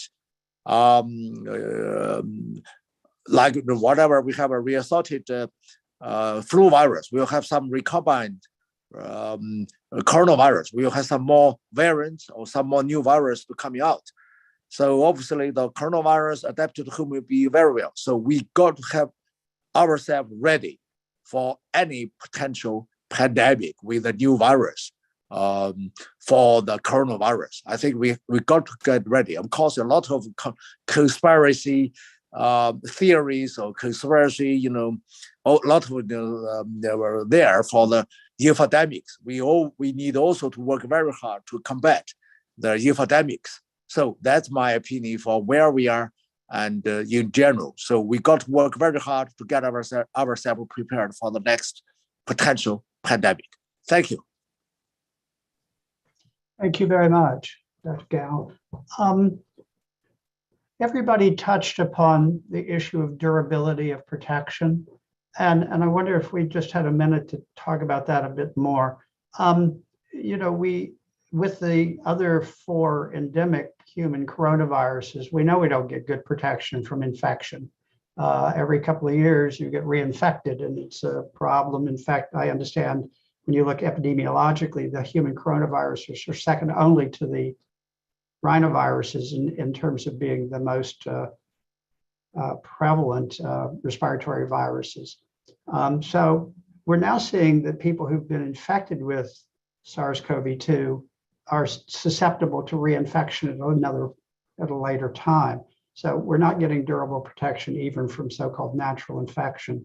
So, Jeremy, at the beginning, you were talking about the feasibility of boosting indefinitely. So I'm just curious, if this is going to be a new endemic virus, what are our options, since we don't look like we're getting protection from either vaccine or becoming infected with the pathogen?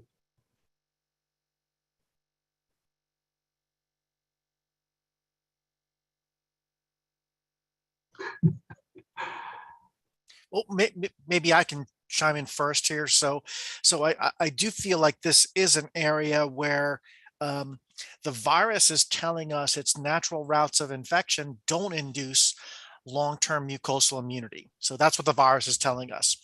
That doesn't necessarily mean that we can't come up with a strategy which can generate that. It simply means we have to sort of go back to our basic research laboratories and think about alternate ways to induce this. And that always starts with understanding what the virus is doing at those sites, because we want to know what the virus is doing and why it's not inducing long-term immunity, and then build from there a better vaccination strategy. I do feel like one of my points was long-term mucosal immunity in the respiratory tract, let's say in specific, is something that is very difficult to find. And that may speak to just an inherent problem with immunity at that site in terms of how long it can be. So really a big open-ended question. And part of it starts from where we want to be in terms of accepting what a vaccine can do and what level of protection we want to have from that population. But I do feel mucosal immunity is going to take a little bit more work from the ground up in terms of generating something that people will find acceptable in terms of long-term protection from infection. Right. Thank you. Yeah, maybe I can just add a little bit here. I think we also have to keep our eye on the prize here.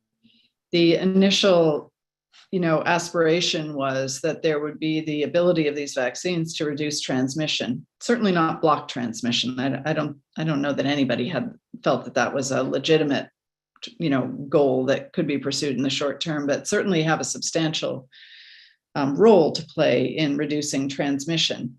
And I think we have to really just continue to anchor on why we were pursuing that in the first place in any event. And as long as vaccines, along with or exclusively, can really deliver on protection against the severe end of the disease spectrum, that is going to go a very, very long way towards what has resulted in all of the other responses that have been necessary to protect the health system, to protect lives and livelihoods of individuals. So I think we, at the very outset of this pandemic, there was much talk about herd immunity, a lot of modeling around what would it take to get herd immunity. And I think most people understand that with these vaccines, that's not possible. That's not happening. We have to step away from that concept for this pathogen and these vaccines.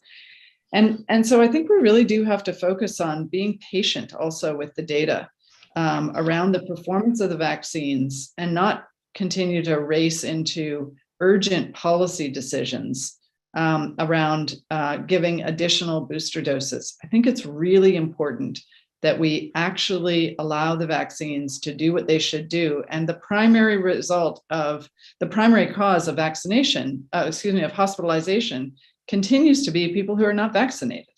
So when I'm looking especially at this fourth dose data that's coming out, I think we're in a relatively weak position on the sort of policy front around exactly what the data are that are compelling decisions about fourth doses. And for some people, discussions about going even further than that. This gap between the evidence required for regulatory authorization of uses of vaccine and really sound policy decisions about optimization of vaccine programs has always been a gap, and it continues to be a gap. And I think if we can learn some lessons out of this pandemic, is that we have to be stronger around that evidence that shapes the policies in a way that's much more systematic. Great. Thank you, Kate.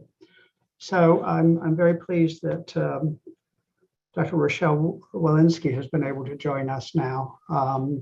And I think everybody is aware that she's an accomplished infectious disease expert and also the director of the U.S. Centers for Disease Control and Prevention. And she's able to join us. We were going to chat with her for a while about COVID-19 vaccines and vaccination, some of the same topics we've been covering, but to get her take on what's been going on and what the challenges are that remain. So, Dr. Walensky, thanks for joining us. Hey, Dr. Stanberry, I'm delighted to be here with all of you.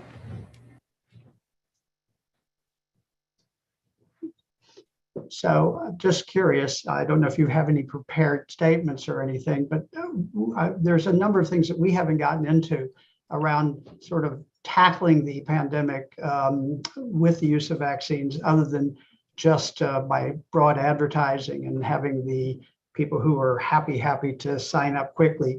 I'm curious about what's going on with mop-up approaches. How do we, and Kate mentioned this just as she was closing, how do we get to those people who remain unimmunized? Yeah, it's a really important question. First, maybe I'll just say kind of where we are in terms of vaccination, and I imagine you've had a lot of these conversations already. We have in this country delivered over 500 million doses in the last 14 or 15 months. We have a lot more work to do, and we'll talk about the work that we're engaged in to do that. But I think we should just pause and say, there are 17 million vaccinations going into people's arms every day around the world, over 500 million doses that have been delivered in this country in 14, 15 months. And I think that's truly an extraordinary effort. It has gotten us in this country to 70% of the country having received a primary series, 97 million having received their booster dose. And around the world, it's gotten to 64% of the world that's received one shot. But importantly, 14% that in resource poorer settings that have received one shot. So we have work to do in the disparities and I think really important work, but I also don't want to lose sight of what has been accomplished in a relatively short period of time in the absence, I might note, of a program in this country of vaccinating adults. We have a Vaccines for Children's program in this country, but we do not have a Vaccine for Adults program. And so we've never had an infrastructure in this country to deliver vaccines to all adult Americans. And so I think we should just pause and look at what we've accomplished and then think about how we can take what we've accomplished, leverage it, and talk about communities that we might have missed. Certainly, we've been thinking about mop-up in the context of other vaccine programs, be it polio or smallpox or Ebola. How do we reach those last who have not yet been reached? And there's been a lot of discussion about, equity with regard to racial and ethnic minorities and equitable vaccine distribution. I'm proud to say that we have been able, in terms of primary series, to reach that equity and racial and ethnic minorities with our white population. We have not done as well in reaching minority populations for boosting, and we have not done as well in reaching minority populations for our children. But the other thing that I think from a disparity standpoint that we need to look at is the urban-rural divide. We generally have, from an equity standpoint, about twice as many people who are completely unvaccinated in our rural areas than our urban areas. We also have about twice as many children who have not been vaccinated compared to in our rural areas compared to our urban areas. So a lot of what we're looking at is how we can reach some of these some of these rural areas, in addition to sort of mop up in other areas. There have been a lot of it's been a pleasure actually to think about all of the creative programs that have been put out there to ensure work towards vaccine equity across this country. AmeriCares has looked at communities around federally qualified healthcare centers. They've used geofencing to push paid social media ads to mobile devices within 1 mile radius. of these clinics for advertising, allowing their social media campaign and adapting messages. The American Hospital Association has worked to set up their media messages in their hospitals, to Spotify, to give vaccines. We've been engaging in the Farmers Association to work with the Farmers Association. I have done farmers radio to try and get uptake in rural areas.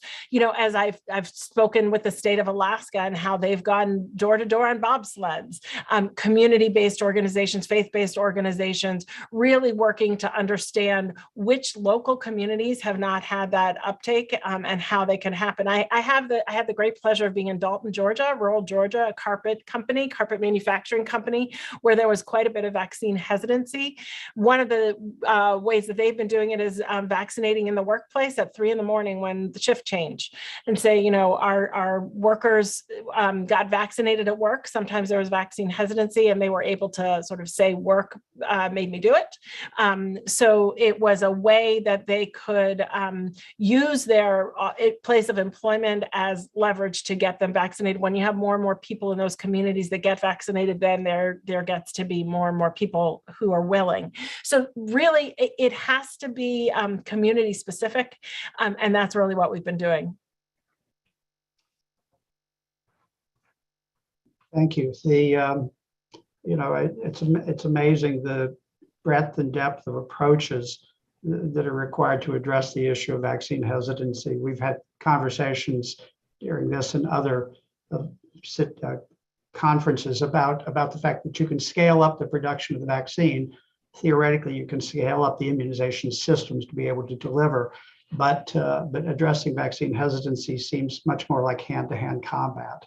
And it's just, you're to be applauded. I think everybody involved in that arena is to be applauded for their efforts.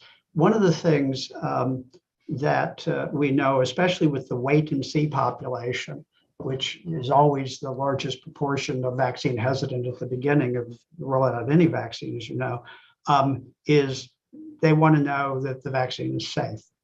And so many of the people who are part of this conference today have been involved in vaccine development over their careers and have a pretty much in-depth understanding of the different approaches. But CDC, after the clinical trials are completed, takes on a huge role in terms of ensuring safety. So I was wondering if you could just say something to us about the CDC's different types of programs that you have to assure the public that the vaccines are safe.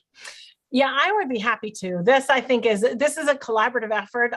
We share some of these databases with the FDA, and what I can say is through COVID-19 vaccination, we have scaled up our safety programs. We have new safety programs that are put in place, and let me just describe the 4 big ones. One is VAERS, our Vaccine Adverse Event Reporting System. This is an active reporting system of people who have had an adverse event that may be temporarily related to the vaccines, but in fact, not even associated with the vaccines, but just temporarily related. It allows us to catch a really wide net. Certainly, adverse events can happen after vaccination that are unrelated to the vaccination, but we at CDC and in collaboration with FDA look at any adverse event that is a severe adverse event related to a hospitalization, severe event, and of course, a death. We cat a very wide net in doing so, and it's intended to not be particularly sensitive, but to catch everything. And it was really through VSafe that we were able to detect what happened with J&J. Initially, we had 6 in 8 million, I believe, vaccine doses given, but it was through VAERS that we first detected this. We have our VSafe. VSafe is a new system that was rolled out through COVID-19 vaccination, and it's an active push where we ask people who've been vaccinated, what are your symptoms? We have over 11 million people who've participated in VSafe, so we get a really nice response on how your symptoms how they have been for you. We have it for first doses, we have it for second doses, we have it for third doses, and it's been a really nice reporting system for us. a little cousin of VSafe, or maybe an offspring of VSafe, has been our VSafe for pregnancies. Now, one of the things that we do ask in VSafe is, are you pregnant? Are you thinking about becoming pregnant? And what we now can do through VSafe is for our pregnant women, follow them, and we do post-delivery to find out outcomes for how they did through their pregnancy, as well as how their child has done. We call them at delivery, and we call them at 3 months when their child is 3 months old. And we've enrolled over 18,000 women in VSafe pregnancy and our longitudinal follow-up through their pregnancy, which has really been a nice added piece that wasn't there prior to VSafe's rollout. We have our vaccine safety data network. This is a network in collaboration with academic institutions, where it gives us both a numerator and a denominator of people who have been vaccinated and adverse outcomes who might have occurred there. It's a smaller, it's not the nation, it's a selective cohort, but because we have both numerators and denominators, we have another nice way of really doing epidemiologic assessment. And then we have our clinical immunization safety assessment. And that is, again, with academic collaboration, where we can speak with people with who have had adverse events and link them to experts related to those adverse events. So really an incredibly robust safety system that has allowed us to literally detect needles in haystacks here, both from the J&J as well as the initial signals that we saw with myocarditis in our youth. One of the ways that we really make sure that we share these data publicly is certainly the VAERS system is public, but also, through our advisory committee on immunization practices. And let me just review, when FDA puts forward a new vaccine, it goes to their VRPAC, their advisory committee, it gets authorized, it gets passed to our advisory committee on immunization practices at the CDC, and then with sign off from me. But through that advisory committee on immunization practices, we present all of the safety data very publicly. You can watch it in real time. You can watch it online after it's happened. But because of that, we are very, very transparent in all of the safety data that we're receiving. It's interesting because when you look at the wait and see population, the two things they generally talk about is they don't want to be the first. And then the second one is, how do we know it's safe? So the fact that you're providing data real time, or at least analyzing it and looking at it real time, I think is incredibly important. I think it's often gets lost in all the other information that's out there. But the real-time reporting, by and large real-time reporting of number of cases, number of hospitalizations, number of deaths, and then much later, number of immunizations, I've been told by a number of people that seeing those numbers going up in terms of people being immunized was something they found very comforting, and it was more likely to cause them to go ahead and accept immunization. So being able to get the information out to the public is clearly critical. And I was going to say, and I think that what we're finding is that hesitant, or what we might call the movable middle, people who over time might be more inclined, those who are really, those who are really trying to reach, because we think that we might be able to have an impact. Those are the ones that pool is actually, I think, getting smaller and smaller, which I think is encouraging.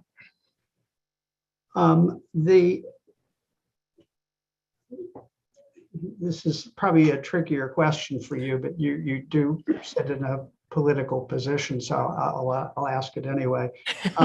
We've been watching the issue of immunization uptake pretty much across the globe, and looking at what are the factors that influence people's decisions to get vaccinated. And one of the factors that's been playing out globally has been confidence in government. And so one can scale up production, scale up perhaps, immunization systems, but how do you address the issue of building confidence? Yes, this has been something I've learned a lot about and been thinking a lot about over the last 14 months. I had the great pleasure of talking to colleagues in Vietnam, and they said, Vietnam vaccination rates are over 98% for exactly much of the reason that you just described there. One of the things I think is really interesting here is the sort of the term about leading with science, which is what I said I would do and what I have continued to do. The sort of corollary to that, which I think is not said as often, is science is not always black and white. And in fact, science is almost always in a pandemic gray or emerging. And sometimes it is changing. And so it is my responsibility, of course, to convey the science, but also to convey where things are gray. And the public, when things are gray, you have many voices on both sides of the gray articulating. Instead of at a medical conference where these discussions usually happen, now they're articulating on Twitter and on the news. And that makes it very hard for the general public to know or understand what to do. So, I have spent my careers working to convey science to an informed scientific audience. Now we are working to convey gray science, evolving science, emerging science, changing science to the public. And that is hard, and we continue to work towards doing that better and better. But that is something that has been really difficult throughout this pandemic. The other thing is we often need to make decisions before we have perfect science. Certainly, as we were seeing Omicron reach our shores, skyrocketing case numbers, we didn't have all the information on Omicron that we might have wanted to have. And yet we needed to make decisions in real time based on the best information that we had at the time. So this is challenging, especially in evolving science and evolving pandemic. No, it's clear that you, like the rest of us, don't have a crystal ball that's able to predict the future. And I think it's challenging when the country seems like it gets mixed messages at times. But as you point out, things were moving so rapidly, that's sort of to be expected. I guess in terms of a crystal ball question for you, and we were discussing this before you joined us, is the issue of boosters. And the question of, I guess the specific question for you is, do you anticipate, could you imagine the likelihood that the CDC will be recommending an annual booster for COVID-19 in forever? So maybe just where we are with vaccination first, and that is, we do know that our third dose has held up pretty well. We know that Omicron requires more immune protection than its Delta cousin. So where we might have had protection against infection before, we now have protection against emergency visits or hospitalization. So we've needed more protection for Omicron, but our third doses are actually holding up for severe disease actually pretty well in many of our populations. So that's good news. Of course, FDA is currently contemplating the issue brought forward about fourth doses and in whom and when, and we are engaged in those discussions as well. So more soon to come on that. On April 6th, the FDA will have an important meeting and CDC will participate on what does a fall booster look like? How will we make decisions about that fall booster? Will we need that fall booster? And will it be the prototype? Will it be a bivalent vaccine? And what does that look like? So those are important discussions, and how will we make those decisions? Those are important discussions. It wouldn't surprise me if our vaccine efficacy waned over time. We've seen that time and time again. It wouldn't surprise me if a new variant emerged that required not only a boost, but a boost with a different mRNA structure. So, those are conversations that are coming. And how long will they last? Will they look like an annual flu vaccine? I don't know the answer to that. It may very well be. Thank you. So I think we've gone a little bit over our 2 hours. And so I think this would probably be an opportune time just to thank everybody. It's been a fabulous discussion. And I think certainly I've learned a great deal. I'm looking forward to the future. And so I'm going to turn it over to Jill Week to close. But thank you all for joining us today. Jill? Thanks so much. Hi, thank you, Dr. Stanberry. I'm Jill Wick. I'm the Director of Digital Strategy and Marketing here at Columbia University Irving Medical Center in New York City. And first of all, wow, It was a great first day for the 2022 Vaccine Symposium. I really appreciate all of our speakers and moderators for joining us today. You covered a lot of ground. Really amazing job. We also want to take a second to thank the supporters who've made the symposium possible, which is Pfizer and the Grodman Family Foundation, and to thank our partners, externally, the Rhodes Trust, the Schmidt Science Fellows, and the Atlantic Fellows, and internally, we want to thank the Vaccine Safety and Confidence Building Working Group, which is also known as VacSafe, the Institute for Social and Economic Research and Policy, ICERP, and Columbia University as a whole. So please, everyone, join us again tomorrow at noon Eastern time for day 2 of the symposium. Our next group of rock stars, because everyone today was a rock star, we'll be discussing improving immunization coverage, messaging, and communication. So we look forward to seeing everyone there. Thank you so much.